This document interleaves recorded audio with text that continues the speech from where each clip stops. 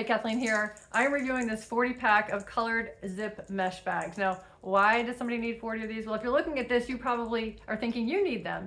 And I get them for Operation Christmas Child boxes, but you can get these for, backpacks for kids, your own kids, whether you're putting backpacks together for, a church or for kids going back to school. And I basically just store in ours, when I'm doing the backpacks for the kids, some pencils, colored pencils, scissors, crayons, marker, whatever I can pretty much fit in here, a pencil sharpener, and then the rest of the stuff goes into the regular box. But these are great. I mean, they're not super large, but they're certainly good enough for pencils, pens, scissors, a glue.